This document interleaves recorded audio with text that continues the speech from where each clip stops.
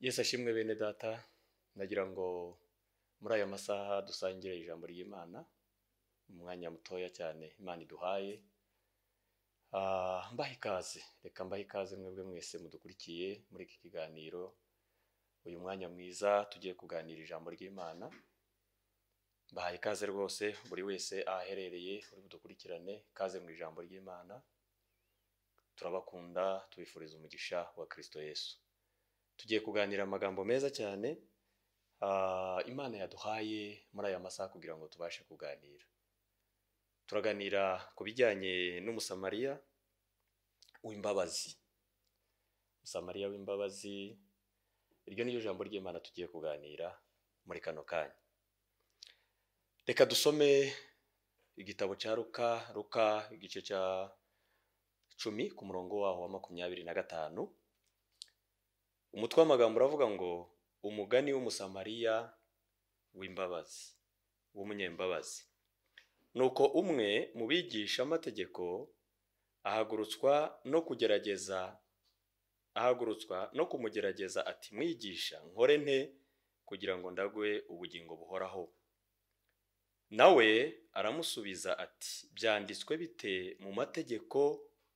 Icyo uyasomamo ni iki? Aramusubiza ati, ukundisha Uwiteka Imana yawe n'umutima wawe wose, n'ubugingo bwawe bwose, n'imbaraga zawe zose, n'ubwenge bwawe bwose, kandi ukunde na mugenzi wawe nk'uko wikunda. Yesu aramusubiza ati, unshubije neza. Nugenza utyo uzagira ubugingo. Reka tube turekeye ahangaha. Tumaze gusoma aya magambo, Bibiliya ijambo ry'Imana ritubwiye neza cyane. Umutwe w'amagambo twavuze ko ari umusamariya w'umunyembabazi. Icyo nshaka kuvuga, ndavuga nk'amagambo abiri. Icya mbere, ndavuga kugira imbabazi, kugira umutima w'imbabazi.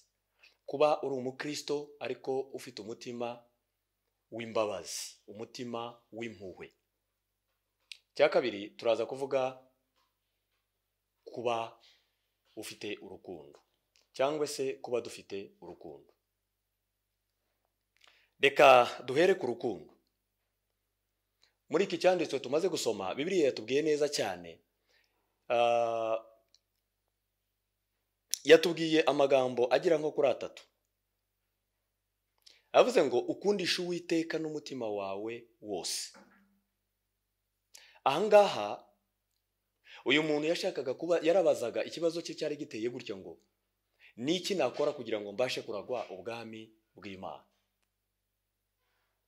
Mu yandi magambo, yashakaga kugaragaza ko ibijyanye no gukiranuka ari amategeko byo kuvuga ngo ntukibe, ntukice, ntugasambane, ntukagire gute, ibyo byose ashobora kuba atakibikora. Ariko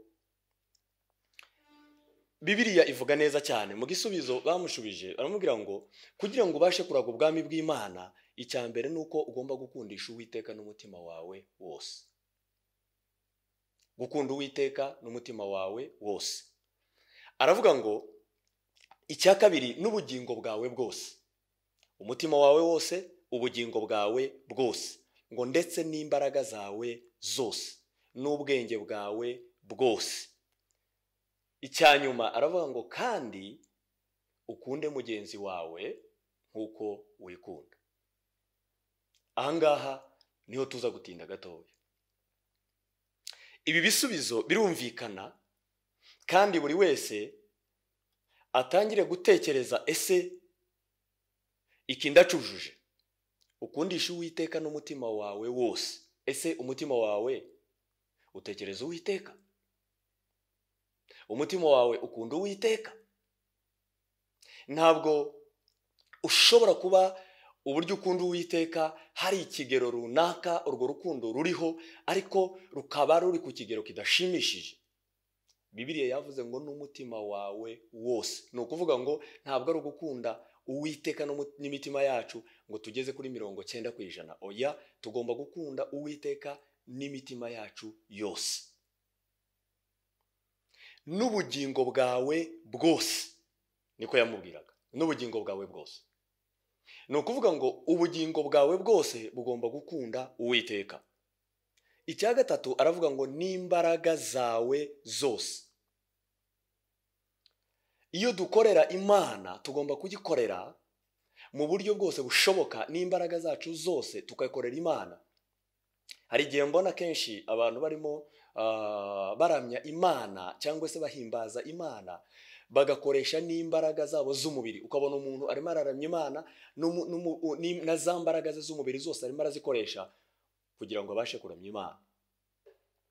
Ushobora gutekereza ko ahari wenda bidakwiriye, hari ushobora kubikoramo critique akavuga ko bidakwiriye, ariko ndagira ngo nkubwire ngo dukundishe Uwiteka n'imbaraga zacu zose. Nubwo biriya atari byo bigaragaza cyane ko imbaraga zacu zikunda Uwiteka, ariko nanone mu yandi magambo iyo tubikoze tubikunze, iyo tubikoze tubikuye ku mutima, atari ugupfa kubikora gusa, tubikoze tubikuye ku mutima, tugakunda Uwiteka n'imbaraga zacu zose, ni ukuvuga ngo igihe cyacu imbaraga zacu zose tugomba tuzikoresha mu murimo w'Imana n'ubwenge bwacu bwose. Ubwenge bwacu bugomba gukorera Imana. Tugomba kugira ubwenge bwo gukorera Imana, tukamenya ngo ese ni gute dukorera Imana, ni gute tugomba gukunda Uwiteka. Urukundo dukunze Uwiteka ruri ku kigero kingana gute? N'ubwenge bwacu bwose. Icyanyuma ngo ukunde mugenzi wawe nk'uko wikunda. Hano harimo ikibazo gikomeye cyane. Gukunda mugenzi wawe nk'uko wikunda. Nta muntu n'umwe wiyanga. Buri gihe cyose buri wese yikunda ku kigero gishimishije, ku kigero gihagije. Buri wese ntawe ushobora kuvuga ngo yiyange agereho naho yiyangiza ingingo ze z'umubiri kandi yikunda. Wa mubiri we ni uri bubabare, ni uri bwumve bwa bubabare, ni uribwa, ni urwara, ni umererwa nabi. Buri wese arikunda ku kigero gishimishije. Rero Bibiliya ijambo ry'Imana riradusaba ngo dukunde bagenzi bacu nk'uko twikunda. Hari umuririmbyi umwe yaririmbye aravuga ngo tuzajye dusengera abanzi bacu ngo kugira ngo babashe kubaho igihe kirekire, babashe kurama igihe kirekire, ngo mu gihe tuzasubizwa ibyifuzo byacu ngo nabo bazabashe kubirebesha amaso yabo. Aho gusengera umwanzi wawe ngo apfe, aho gusengera umwanzi wawe ngo agire ibibazo, aho gusengera umwanzi wawe ngo azagutange gupfa, ahubwo umusengere kubaho, umusengere kurama, kugira ngo igihe Imana izagusubiza ibyifuzo byawe wasenze wajyanye imbere y'Imana, na wa mwanzi wawe azabashe kubibona n'amaso ye. Ukunde mugenzi wawe nk'uko wikunda. Bamaze kumubwira aya magambo, yabajije ikibazo aravuga ngo mbese mugenzi wanjye ninde? Ntabwo yabashije gusobanukirwa neza na mugenzi we uwo ari we. Amucira umugani w'abantu batatu. Aravuga ngo hariho umuntu wavaga i Yerusalemu yerekeza i Yeriko, aza kugwa mu gicu cy'abambuzi, baramukubita, barangije barigendera, bamusiga aho ngaho, kandi bamusiga arembye, ari hafi gupfa. Bamaze kugenda abo bambuzi, haza umutambyi arahagera. Akihagera asanga wa muntu yakubiswe ari aho ngaho, ariko Bibiliya ijambo ry'Imana riravuga ngo aramufata, aramukikira, arangize kumukikira arigendera, akomeza urugendo rwe. Haza kuza n'umurewi, nawe abigenza nk'uko umutambyi yabikoze, nawe aramukikira, arangije kumukikira akomeza urugendo rwe arigendera. Haza kuza rero uyu nguyu Musamariya w'imbabazi. Bibiliya ijambo ry'Imana ritubwira neza cyane, ahageze ngo amugirire impuhwe. Haleluya! Amugirira impuhwe. Icyo nicyo cya mbere. Bene data, umukristo wese agomba kuba afite impuhwe mu buzima bwe, mu mutima we. Igihe cyose ugomba kuba ufite umutima w'impuhwe. Umutima w'impuhwe ni umutima wa Kristo. Umutima w'impuhwe ni umutima ugaragaza imbuto y'umukristo. Umusamariya w'imbabazi agirira uyu muntu wari wakubiswe n'abambuzi, amugirira umutima w'impuhwe, arangije aramwegera amupfuka inguma, amwogesha amavuta ya elayo ndetse na vino. Yesu aduha umugisha. Ntabwo yamugiriye umutima w'impuhwe gusa, yaramwegereye amupfuka za nguma, harya ahantu hose yakubiswe, ahantu hose yakomeretse, ahantu hose yabyimbaganye mu mubiri, atangira kumupfuka, aramwoza, amwogesha amavuta ya elayo ndetse na vino, kugira ngo arebe ko ubuzima bwa wa muntu bwakongera bukagaruka, wa muntu yakongera akaba muzima. Hantu umutambyi yamurebye ntagire icyo amukorera, agakomeza urugendo, kandi ni umutambyi. Hahandi wa murewe yamurebye nawe akamukikira, ariko ntagire ikindi kintu kidasanzwe amukorera gishobora gutuma ubuzima bwa wa muntu bugaruka, nawe akomeza urugendo rwe arigendera. Ariko uyu Musamariya amugirira impuhwe, aramwegera, amupfuka inguma, aramwoza, arangije kumwoza amwogesha n'amavuta kugira ngo bya bisebe cyangwa se za ngoma afite zibashe kuba zakira. Ntiyamurekera aho ngaho. Bibiliya ijambo ry'Imana riratubwira ngo aramujyana ajya kumucumbikisha mu nzu y'abashitsi, arangije amusigira n'amafaranga cyangwa se ibyo kuzamurwaza mu gihe azaba arimo kurwara, akirwaye nako atarakira. Nyiricumbi cyangwa se nyiri iyo nzu babe bari kumurwaza, ikintu cyose bakeneye bagikure muri ya mafaranga. Haleluya. Imana iduha umugisha bene data. Ngo aragenda, arangije aramubwira ati ndagiye, ariko igihe nzagarukira ushobora kuzarenza aya mafaranga, iki giciro cy'aya mafaranga ngo usigiye, narengaho ayo nayo nzayakwishyura ngarutse, ariko ukomeze kwita kuri uyu nguyu murwayi kugira ngo azabashe gukira. Haleluya. Arangije rero amubaza ikibazo. Ndagira ngo iki kibazo wowe unkurikiye, wowe unteze amatwi, kugira ngo tubashe kujyana nawe, ni ikibazo nawe wibaza, nanjye nibaza.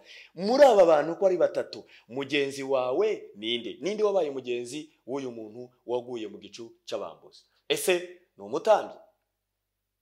Igisubizo ni umurewe, cyangwa se ni uyu Musamariya w'imbabazi? Imana iduha umugisha. Ndagira ngo nkubwire, uyu mwanya ugomba gusobanukirwa n'aya magambo. Bibiliya ijambo ry'Imana ryatubwiye ngo ukunde mugenzi wawe nk'uko wikunda. Uyu Musamariya w'imbabazi yagize impuhwe z'uyu muntu waguye mu gicu c'abambuzi, yumva uburibwe n'uburemere n'ububabare n'inguma afite, nawe abyishiraho, aravuga ati ibyo ari byo byose nanjye niko nshobora kumenya. Yumva ubwo buribwe, yumva ubwo bubabare nk'aho ari we urimo kuribwa. Niyo mpamvu yamugiriye impuhwe, niyo mpamvu yamwegereye, niyo mpamvu yamwogeje inguma, niyo mpamvu yakoresheje amavuta y'igiciro kugira ngo uyu muntu abashe kugarura ubuzima bwe. Igisubizo ni kimwe: mwene so cyangwa se mugenzi wawe ni uwakugiriye neza. Imana iduhe umugisha. Reka dukomeze. Iyo usomye Bibiliya mu ndirimbo za Salomo igice cya 8 umurongo waho wa 7, Bibiliya itubwira amagambo meza cyane. Iravuga ngo amazi menshi ntiyazimya urukundo, umuntu yatanga ibyo afite mu rugo rwe byose kugira ngo agure urukundo yagawa rwose. Haleluya. Bibiliya iravuga ngo nunyura mu mazi ntabwo azagutembana, nuca mu migezi imigezi ntabwo izagutembana, nunyura mu mazi ntabwo azagutwara, nuca mu muriro ntabwo uzashya, kubera kuko ndi Uwiteka Imana ya Isiraheli. Bibiliya yatubwiye ngo amazi menshi ntabwo yazimya urukundo. Hari abantu bafite, umuntu ashobora kukubwira ati ngewe mfite urukundo, cyangwa se nari umuntu ukunda, ariko naje kugira ikibazo runaka gituma urukundo nari mfite rugabanuka cyangwa se rurangira kubera impamvu runaka. Nahuye n'umuntu aranescroka, amaze kunescroka bituma ndeka gukunda abantu. Nahuye n'umuntu ambwira amagambo atari meza bituma ndeka gukunda abantu. Naje guhura naka imeze gutya, hari umuntu waje kumpemukira bituma ntagikunda abantu. Ndagira ngo nkubwire, Bibiliya yatubwiye ngo amazi menshi ntabwo yabasha kuzimya urukundo. Nta condition, nta rwitwazo na rumwe, nta mpamvu n'imwe ishobora kukubuza kugira urukundo. Imana iduhe umugisha. Nta rwitwazo, nta mpamvu n'imwe ishobora gutuma ureka urukundo. Matayo igice cya 24 ku murongo waho wa 12, Bibiliya ijambo ry'Imana riravuga ngo maze kuko ubugome buzagwira urukundo rwa benshi ruzakonja. Haleluya.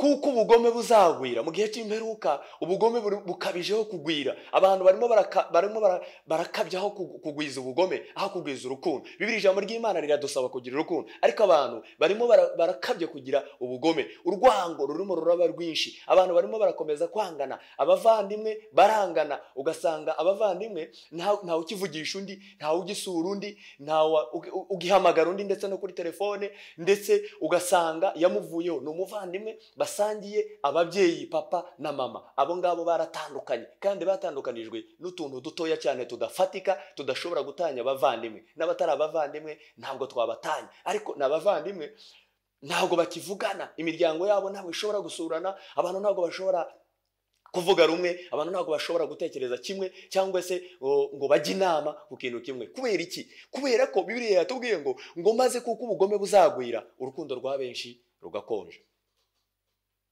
Ibyo biri ku bavandimwe, ibyo biri mu miryango, yewe no kubashakanye, umugore n'umugabo ugasanga ntabwo ntibakiganira, ugasanga ntabwo bashobora kujya inama, ugasanga ntabwo bashobora kwicarana muri salo ngo baseke, ugasanga ntabwo bashobora kuvugana n'abana babo, ugasanga mbese ntawe uvugisha ubundi, umwe yibereye ahangaha, undi yibereye ahangaha, umwe yibereye mu byiwe, undi yibereye mu byiwe. Kubera iki? Bibiliya iravuga ngo ubugome buzagwira kandi urukundo rwa benshi ruzakonja. Mwene data, ndagira ngo nkubwire muri aya masaha, wirinde cyangwa se twirinde gusorerwaho n'ibyanditse. Imana iduhe umugisha. Imana iradusaba kugira urukundo. Iyo ufite urukundo uba ufite umutima umeze nk'umutima w'Imana, kuko Imana, Bibiliya ijambo ry'Imana rivuga ngo muri Yohana ngo kuko Imana yakunze abari mu isi cyane ngo byatumye itanga umwana wayo w'ikinege, ngo kugira ngo umwizera wese atarimbuka, ngo ahubwo ahabwe ubugingo buhoraho. Imana yatanze umwana wayo Yesu Kristo aza gupfa mu isi, aza gupfira twebwe abanyabyaha. Bibiliya ijambo ry'Imana rivuga ngo utarigeze akora icyaha, utarigeze amenya icyaha, ngo yahindutse umunyabyaha kubera wowe nanjye. Yesu Kristo nta cyaha na kimwe yigeze akora cyamuzanye gupfira ahangaha muri iyi si, ahubwo yaje gupfira ibyaha byacu twebwe abari mu isi twakoze. Imana yabonye ko turabo kurimbuka, Imana yabonye ko tutari twaragiriwe neza, iravuga ngo reka nohereze umwana wanjye Yesu Kristo, kubera kuko ibitambo by'intama, ibitambo by'inka, ibitambo by'inuma, ibitambo by'inyamaswa ntabwo byabashije guhanagura cyangwa se gukuraho ibyaha by'umwana w'umuntu, byaratwikiraga. Ariko Imana iravuga ngo nkwiriye gutamba umwana wanjye Yesu Kristo, agatamba kugira ngo abashe gukuraho ibyaha by'abari mu isi. Icyo nicyo gitambo cyaje ari igitambo gikwiriye, kandi Imana yabikoze kubw'umutima w'urukundo. Yaradukunze ntacyo duciye, atari imirimo myiza, ntabwo yaduciye ibikorwa byiza, ntabwo yaduciye kugira neza, ntabwo yaduciye ingeso nziza, ntabwo yaduciye imiryango myiza, ntabwo yaduciye ikindi na kimwe. Mbese nta kondisiyo n'imwe yatumye Imana yohereza umwana wayo Yesu Kristo, ahubwo kwari kugira ngo Yesu Kristo adukure mu mwijima w'icuraburindi, adukure mu bibazo, adukure mu mwijima, ahubwo atujyane mu bugingo buhoraho, kugira ngo tuzabashe kubona ubugingo buhoraho. Haleluya. Reka mvuge aya magambo tugana ku musozo w'iri jambo ryacu cyangwa se iyi nyigisho y'uyu munsi. Imana ntabwo yaduciye imirimo myiza kugira ngo yohereze umwana wayo Yesu Kristo aze kudufira muri iyi si. Ntabwo ari imirimo myiza. Icya kabiri, ntabwo ari ugukiranuka. Haleluya. Bibiliya ijambo ry'Imana riravuga ngo yaje mube abe ntibamwemera, ngo ariko ngo abamwemeye bose ngo yabahaye ubushobozi bwo kwitwa abana b'Imana. Igitabo cy'Abarundi cyangwa se Bibiliya y'Ikirundi iravuga ngo bacitse kuba abana b'Imana, bahindutse kuba abana b'Imana. Abo yaje mube ntibamwemera, ariko abamwemeye bose yabahaye ubushobozi bwo kwitwa abana b'Imana. Haleluya. yadusanze mu ivata, nta n'uwari waratugiriye impuhwe ngo abe yaradushaririye, aravuga ngo baho. Reka nkubwire mwene data, Imana yaravuze ngo baho. Nta muntu n'umwe wakuvutsa kubaho kwawe, nta muntu n'umwe wakubuza kubaho kwawe. Imana yaravuze ngo baho. Na buri gitondo hari ijambo rizinduka iwawe rikakomanga rikavuga ngo humura. Reka nkubwire, iyo ugenda ufite ubwoba, hari ihumure, hari ijambo ry'Imana ryazindukiye iwawe rikubwira ngo humura. Haleluya. Umwanditsi arandika aravuga ngo ntabwo tuzapfa, ngo ahubwo tuzarama, ngo kugira ngo tuzatekerereze abantu bose imirimo Uwiteka akora. Witinya, ntabwo uzapfa. Imana ntiyaguciye imirimo myiza, ntabwo Imana yaduciye gukiranuka. Icya gatatu, ntabwo Imana yaduciye kubera ko dukomeye cyangwa se kubera ko tuvuka hakomeye. Oya, ahubwo Imana yakunze ko duhabwa ubugingo buhoraho. Imana yakunze ko duhabwa ubugingo buhoraho, yakunze ko tuzaragwa ubwami bwayo, idukura mu byaha, itwohereza Yesu Kristo aradupfira, abambirwa ibyaha byacu byose. Haleluya. Ndetse Bibiliya ijambo ry'Imana riravuga ngo yageze ngo ikuzimu, anyaga n'ifunguzo z'urupfu na kuzimu. Niyo mpamvu n'uyu munsi wa none tutagitinya urupfu, kubera ko urupfu ni irembo, ni inzira itujyana mu bwami bwo mu ijuru. Yesu yanyeze ifunguzo za rupfu na kuzimu, niyo mpamvu tutagitinya n'urupfu. Reka tuvuge aya magambo. Haleluya. Urukundo ni imbuto y'umwuka. Iyo uvuga ngo uri umunyamwuka udafite urukundo, ntabwo waba uri umunyamwuka. Ikigaragaza abanyamwuka, kimwe mu mbuto z'umwuka, ibigaragaza ko dufite umwuka, ni urukundo. Haleluya. Haleluya. Iyo usomye mu gitabo cy'Abagalatiya, Bibiliya ijambo ry'Imana ritubwira amagambo, rivuga ngo urukundo ntabwo rwirarira. Urukundo ntirwirarira. Cya kabiri, urukundo ntirugira ishyari na gatoya. Mwene data, umuntu ugifite ishyari, ndagira ngo mubwire uyu munsi, niba ugifite ishyari, gerageza iryo shyari urireke, kuko nutarireka, ishyari ntabwo ari imbuto y'umwuka. Haleluya. Kubera ko ahari urukundo, ahari umwuka, imbuto yayo y'urukundo, ntabwo urukundo rugira ishyari. Haleluya. Niyo mpamvu ugomba gukunda mugenzi wawe nk'uwikunda. Mugenzi wawe yaba ari mu kibazo, ukumva nawe ubwo buremere bw'icyo kibazo, ukumva uburibwe bw'icyo kibazo, ukumva ukwiriye kujya kumusengera, ukajya kwiherera, ukajya kubibwira Imana. Waba ufite icyo umufasha mu buryo bufatika bw'ubushobozi, ukamufasha kugira ngo abashe kuva muri icyo kibazo. Ibyo ufite ubushobozi ufite bwo kumufasha, ushobora kuba udafite amafaranga, ntufite icyo kurya cyo kumufasha, ariko ushobora kuba ufite umwanya wo gusenga, ushobora kuba ufite umutwaro wo gusenga, jya kumusengera. Kubera iki? Kuko ni mugenzi wawe. Bibiliya yatubwiye ngo dukunde bagenzi bacu nk'uko twikunda. Urukundo rero ntabwo rugira ishyari. Cya gatatu, urukundo ntabwo rwihimbaza. Haleluya. Urukundo ntirwihimbaza. Icyo ni icya gatatu. Icya kane, urukundo ntabwo rukunda indamu. Haleluya. Abantu benshi, cyangwa se iyo urebye muri iki gihe, aho kugira ngo dukunde Imana, abantu barimo barakorera Imana, barimo barakora ibikorwa bisa naho barimo gukorera Imana. Mu by'ukuri iyo ubirebye, ntabwo barimo bari gukorera Imana, ahubwo barimo barakorera indamu zabo, barimo barakorera inyungu zabo, bari gukorera kuri intere zabo ziri personnel, aho gukorera Imana. Kubera ko Bibiliya ijambo ry'Imana riravuga ngo hano mu isi tuzahembwa inshuro 100 hejuru y'100. Twebwe abasize ibyacu tugakorera Imana, abasize ibyacu tukita ku murimo w'Imana. Niba koko turi mu murimo w'Imana, tukaba turi kuwukoramo duhagaze neza mu kuri kw'ijambo ry'Imana, tukabasha gusiga ibyacu kubw'umurimo w'Imana, hano muri iyi si tuzahembwa inshuro 100%. Mu bwami bw'Imana tuzahembwa ubugingo buhoraho. Reka nkubwire mwene data, niba koko urimo gukora umurimo w'Imana, utari gukora kubw'inyungu, nkore ngira icyo mbonamo.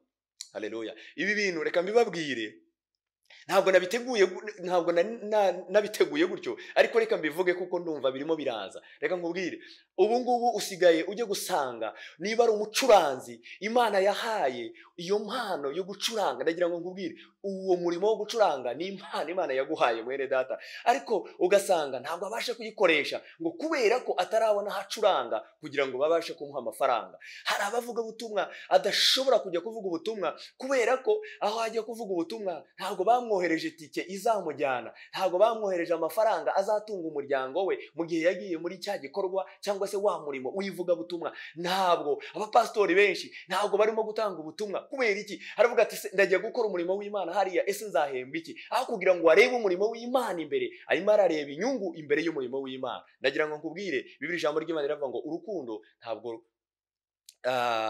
rureba indamu cyangwa se ntirukunda indamu. Niba dukunda Imana koko reka dukorere Imana. Haleluya, reka dukorere Imana. Hari umuririmbyi w'indirimbo z'ibihimbano by'umwuka yaravuze ngo gukorera Imana nta gihombo kirimo. Iyo ukorera Imana ntabwo uhomba. Na Dawudi yarabivuze, aravuga ngo kuva nabaho ntabwo ndabona umukiranutsi w'Imana arekwa. Iyo uri umukiranutsi w'Imana ukora ibikorwa by'Imana, ukorera Imana by'ukuri, ntabwo Imana ishobora kukureka. Cya kabiri aravuga ngo nta nubwo n'urubyaro rwe ndabona rusabiriza. Reka nkubwire, korera Imana ntabwo urubyaro rwawe ruzajya mu muhanda ngo rujye gusabiriza urimo gukorera Imana. Niba uri mu murimo w'Imana neza, haleluya, ndanezerewe rwose bene data, iri jambo riramfashije. Reka dukore umurimo w'Imana. Ntabwo nshatse kuvuga ko tutagomba kubaho, ariko reka dushire imbere umurimo w'Imana. Reka dushire imbere umurimo w'Imana. Curanga kugira ngo abantu bagubwe neza, curanga kugira ngo baririmbye baririmbe kandi bagubwe neza. Iyo mpano yo gucuranga Imana yaguhaye ugikoreshe kugira ngo abantu baremye Imana, bahimbaze Imana, imbaraga z'Imana zimanuka aho hantu, imbaraga za Satani zitsindwe kubwo gucuranga kwawe. Hanyuma numara kwita ku by'Imana, Imana nayo izita ku murimo wawe. Vuga ubutumwa bw'Imana, umurimo w'Imana ukore kugira ngo abantu bakizwe, abantu bave mu byaha. Imana izashugurika n'ibyawe. Niba warafashe umwanya wawe kubw'umurimo w'Imana, Imana nayo izafata umwanya wayo kugira ngo ibashe kukubeshaho, Imana ibashe kugutunga. Ntabwo dutungwa n'ibyo twatekereje, ahubwo dutungwa n'Imana, kubera kuko mu maboko y'Imana, mu kiganza cy'Imana turakira kandi harimo imigisha itagabanyije. Haleluya. Umuririmbyi yararimbye aravuga ngo ubare imigisha y'Imana none kandi uyibare udasize n'umwe, ngo ni myinshi niyo gutangaza. Haleluya. Reka mbabwire, urukundo ntabwo ntirukunda indamu. Haleluya. Ntabwo dukunda kubera kuko dufite icyo turi buze kuronka mu byo turimo dukora. Oya, ntabwo dukora kugira ngo tugire icyo turonka amarongo. Munyumve neza cyane, ntabwo nshatse kuvuga ko tutagomba kubaho. Tugomba kubaho kandi Imana izi neza ko tubikwiriye. Haleluya. Kuko umwanditsi yaranditse aravuga ngo ntitukiganyire ngo tuzarya iki, tuzambara iki, tuzanywa iki, ngo kuko ibyo byose ngo Imana izi ko tubikwiriye. Reka dushire umurimo w'Imana imbere, reka dushire ibyo dukorera Imana, dukorera Imana tubishire imbere, hanyuma Imana nayo izabasha kwita ku byacu kandi izatugirira neza. Mwene data, reka turangirize kuri aya magambo.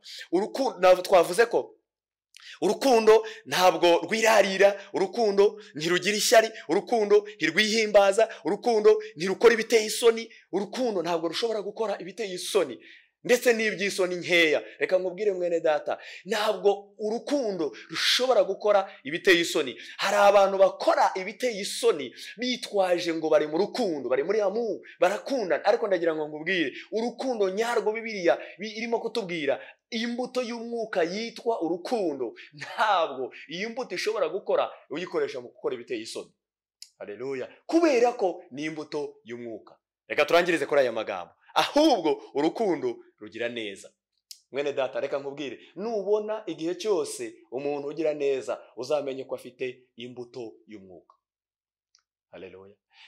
Ntabwo ushobora kugira neza udafite imbuto y'umwuka. Ntabwo ushobora kugira neza udafite urukundo. Uriya Musamariya w'imbabazi yagize gute? Yagize urukundo. Ntabwo yarazi uriya muntu waguye mu gicu cy'abambuzi. Nta naho Bibiliya itubwira ko bari bafitanye amasano ya bugufi cyangwa se n'atara ya bugufi. Nta nubwo Bibiliya itubwira ko bari baziranye, cyangwa se ntabwo yabikoze ku bw'indi nyungu. Yarabikoze kubw'umutima w'urukundo yari afite, kubw'umutima w'impuhwe, kugira neza kugira ngo agarure ubuzima bw'uwo muntu bwari bumaze kwangika, bwangijwe n'abambuzi agira umutima w'impuhwe. Reka nkubwire bene data, hari abantu hanze aha ngaha bameze nabi, hari abantu bangijwe n'ibiyobyabwenge. Wa mukristo we, wa muvugabutumwa we, wa muririmbyi we urimo gukorera Imana muri kino gihe, gira umutima w'urukundo, ugira umutima w'impuhwe, dufatanye kugira ngo tubashe kubwiriza bariya abantu bagaruke bave muri biriya barimo, kuko birabishe, byarabangije. Ariko Bibiliya ijambo ry'Imana riratubwira ngo ahubwo urukundo rugira neza. Reka tugire neza, iyo ni imbuto y'umwuka kandi ni ubutumwa tuzaba turimo kuvuga. Iyo turimo dukora ibikorwa byiza, rimwe tuba turimo tuvuga ubutumwa kandi tukabuvuga tutabwirije. Ahubwo niba utagira umutima wo kwihangana, nta mutima w'urukundo ugira. Haleluya. Kwihangana ni imbuto y'urukundo. Haleluya. Kwihangana kandi tukihanganira byose. Hari abantu basigaye bavuga ati naraguye kubw'impamvu runaka, narageragejwe maze kugerageza ndagwa. Ndabizi ko ibigeragezo biragora, ariko reka nkubwire, ntabwo tugomba kubigira urwitwazo ngo tubyitwaze kubera kuko hari aho twatsinzwe bitewe n'ikigeragezo runaka. Ntabwo ari urwitwazo, oya, ahubwo urukundo rwihanganira byose. Uri mu kigeragezo gikomeye cy'uburwayi, ntabwo iyo ndwara ishobora gutuma ujye ku bapfumu ngo uteshuke ku murimo w'Imana, ngo uteshuke ku nshingano y'agakiza, ngo uteshuke mu gukizwa, uvuga mu gukizwa ngo kubera ko warwaye bakubwiye ko hari umupfumu ashobora kugukiza, ufata inzira ijya mu bapfumu ngo kubera ko wumva ko ariho ushobora gukira. Kubera iki? Bibiliya ijambo ry'Imana ryatubwiye ngo urukundo rwihanganira byose. Haleluya. Ushobora kuba ukunda umuntu ariko akaguhemukira, akakugirira nabi, ihangane, wowe uramukunda. Ntabwo ugendera kuko agukunda, ahubwo wowe ugomba kuzuza kondisiyo z'urukundo. Wowe ugomba kumukunda, yagukunda atagukunda. Niba ukunda abagukunda, urwo rukundo ntabwo ari urukundo rw'Imana, ntabwo ari imbuto y'urukundo. Niba ukunda baguhaye, iyo ntabwo ari imbuto y'urukundo. Niba ukunda kubera kuko mufitanye amasano ya bugufi, muri amaraso amwe, wowe ntabwo urwo ngurwo ari urukundo. Ariko urukundo Imana idushakamo ni urukundo rwa agape, urukundo rudafite kondisiyo n'imwe, urukundo rudafite impamvu n'imwe, urukundo rudashingiye ku nyungu n'imwe, urukundo rudashingiye ku mpamvu n'imwe. Ni urukundo Imana yagushize mu mutima wawe. Urakunda byaba mu gihe cyiza, mu gihe kitari cyiza, mu gihe umeze neza, mu gihe utameze neza, mu gihe byakunze, mu gihe bitakunze, mu gihe cyiza, mu gihe gikwiriye no mu gihe kidakwiriye. Haleluya. N'abandi iyo bakugiriye nabi ugomba kubihanganira, kubera ko Bibiliya ijambo ry'Imana ryatubwiye ngo urukundo rwihanganira byose. Haleluya. Reka dusoze. Dukwiriye kugira urukundo nka rwa uriya Musamariya w'imbabazi yagize. Haleluya. Uriya muntu usoma ariya magambo, ukomeze usome kiriya cyanditswe, ariko buri wese atangire gutekereza kuri aya magambo. Uriya Musamariya nta kondisiyo n'imwe yatumye, yatanze n'ibye, yatanze n'umwanya we, yewe ntacyo atakoze cyashobokaga. Icyo yari afite mu bushobozi bwe bwose yaragikoze kugira ngo ubuzima bw'uriya muntu bwongere kandi bugaruke. Muri aya masaha rero, reka nkubwire, reka dukoreshe umwanya wacu, reka dukoreshe igihe cyacu, reka dukoreshe ubutunzi bwacu, reka dukoreshe ubwenge bwacu, koresha imbaraga zawe. Oh, haleluya. Koresha umutima wawe wose, koresha ubwenge bwawe bwose. Hari ubwenge, hari abantu b'abahanga, b'abanyabwenge, reka mbivuge, usanga bandika amagambo menshi cyane, ariko ugasanga mu magambo yose yandika nta n'icyanditswe cya Bibiliya na kimwe kirimo, nta n'ijambo ry'Imana na rimwe ririmo, nta n'ijambo rishobora guhumuriza umuntu na rimwe ririmo. Kandi umuhanga yandika ibintu byinshi. Reka nkubwire, ubwo buhanga bwawe, ubwo bwenge bwawe Imana yaguhaye, bukoreshe mu byo urimo kubukoresha, ariko wibuke ko ugomba kubukoresha ugomba no kubukorera mu Imana. Koresha ubwo bwenge bwawe, tanga nk'amagambo y'ihumure, vuga nk'amagambo y'Imana, sobanura nk'amagambo y'Imana, bwira abantu amagambo meza akwiriye kubafasha, akabakura mu bibazo kugira ngo babashe guhumurika. Imana iduha umugisha bene data, turabakunda kandi buri gihe cyose mukomeze mudusengere, natwe turabasengera. Nagiye no kugira mu mwanya kugira ngo dusenge, nagira ngo ngufashe muri kano kanya gatoya dufatanye muri isengesho, dusenge kugira ngo Imana iduhe umutima w'urukundo, Imana iduhe umutima w'impuhwe. Aho twateshutse, aho dutekereza kuko byagabanutse, Imana yonyine niyo ifite imbaraga zo kutwongera mu izo mbaraga, niyo ifite ubushobozi bwo kutugarurira mu izo mbaraga. Data, Imana itugarurira urukundo, itugarurira umutima w'urukundo n'umutima w'impuhwe, kugira ngo tubashe kuba twujuje izo kondisiyo zose Imana Imana idusaba. Reka dusenge bene data, kandi ndakwifuriza umunsi mwiza, ndakwifuriza igihe cyiza, ndakwifuriza kuzakomeza kugira ibihe byiza. Komeza gutekereza ku rukundo, witekerezeho buri wese, ntihagire utekereza kuri mugenzi we. Ndabizi hari igihe ijambo ry'Imana rivugwa ugasanga buri wese arimo arabiroza kuri mugenzi we, uriya ni runaka barimo bavuga, kandi runaka rukundo rwarashize. Oya, aho kugira ngo ubanze kureba kuri runaka, banza wirebeho. Ese wowe urarufite? Wowe uracyarurimo neza? Ese wowe nta cyagabanutse? Biracyarimo 100%. Yitekerezeho. Iyo buri wese yamaze kwitekerezaho ugatsindwa n'urubanza, iyo tumaze gutsindwa n'urubanza, nanjye ubwanjye ndimo ndabitekereza, ndimo ndakubwira, kandi nanjye ndimo ndibwira, reka tugarukire Imana, reka tugaruke, reka dusubire aho Imana ishaka, kugira ngo Imana nitureba idusange mu mwanya wayo. Haleluya. Hari umuririmbyi yararirimbye aravuga ngo uwagushaka yagusanga he? Mbese ubarizwa hehe? Ese utubarizwa he? Urukundo rwacu warudushakamo yarusanga tukirufite? Imana iduhe umugisha, kandi Imana itubabarire. Reka dufatanye gusenga. Mwami Yesu, ndagushimiye muri aya masaha meza. Uri Alpha, uri Omega, uri itangiriro kandi uri iherezo. Iri jambo Mana ni ijambo rizima. Uduhe kuritekereza, uduhe buri wese kugira ngo akomeze aritekereze, kandi buri wese atekereze neza n'umutima we, arebe neza niba koko muri we hakiri mu rukundo, niba mu mutima we harimo impuhwe, niba mu mutima we harimo kugira neza. Bibiri ijambo ry'Imana riradusaba kugira neza, ijambo ry'Imana riradusaba kugira urukundo. Iyo ni kondisiyo ikomeye, kandi buri wese agomba kugira, umutoya, umukuru, umushumba, uwo ari we wese ku kigero cye. Imana iradusaba kugira urukundo. Komeze Mana gutuma tugira urukundo, uduhe imbaraga, uduhe ubushobozi bwawe bukomeye, utumanurire umwuka wawe ukomeye, kugira ngo akomeze kutwigisha no kutwereka, no kugira ngo tumenye neza ko muri twebwe hari mu rukundo. Mana, dusabiye abantu bose bafite ibibazo bitandukanye, imbaraga zawe zibamanukeho, umucyo wawe ubamurikire, ubwiza bwawe ubamurikire, mu izina rya Kristo Yesu. Turamaganye igisa n'ikibi cyose mu izina rya Kristo Yesu. Imbaraga za Satani zitsindwe, imbaraga z'umwijima zitsindwe, imbaraga z'abazimu zitsindwe, ahubwo izina ryawe Mana ariyo rihabwa icubahiro. Urakoze Data kubw'uyu mugoroba mwiza, kandi urakoze kubw'ijambo ryiza uduhaye. Fasha buri wese warikurikiranye,